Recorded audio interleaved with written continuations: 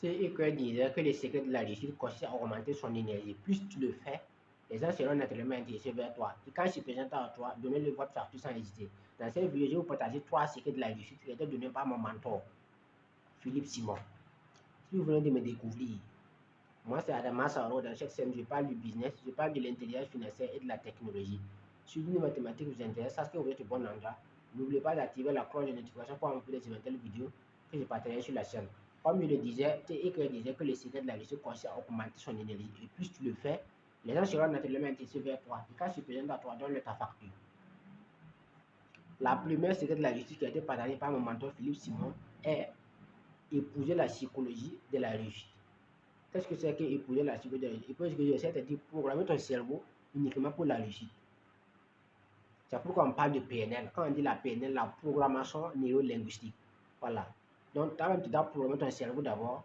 Par exemple, si on prend le cas de ton téléphone, si tu mets le téléphone en langue arabe et puis tu veux envoyer un message, ça ne va pas passer. Voilà, le message que tu vas envoyer va forcément aller en langue arabe. Si tu mets ton téléphone en anglais et puis tu vas envoyer un message en anglais, et puis tu vas envoyer un message en français, ça ne fonctionne pas. Pour envoyer un message en français, il faut mettre le téléphone en français.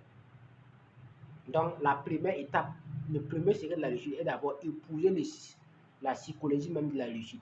Voilà, pour mettre un cerveau maintenant, que coûte, voyez que tôt ou tard, d'une manière ou d'une autre, tu vas réussir.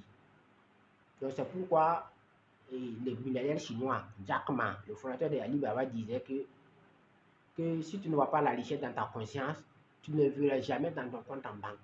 Tout ça, quand Jack Ma dit ça, il parle de la programmation du cerveau. Donc, le cerveau doit être programmé mentalement à recevoir, à avoir une certaine somme. Dès lors que le cerveau n'est pas programmé pour avoir une telle somme, même si cette somme vient à un moment de ta vie, tu vas le répéter d'une manière ou d'une autre.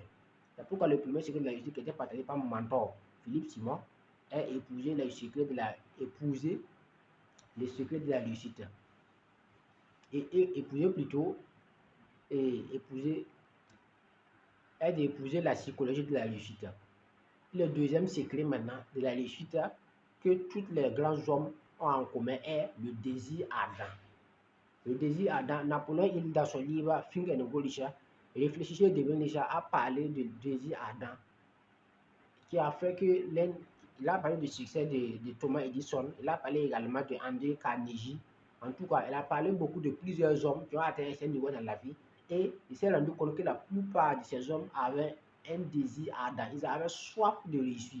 Et c'est cette soif qui les a permis d'aller là où ils sont aujourd'hui. Si on prend l'exemple également du fondateur de Alibaba, Jack Ma, cet homme, il avait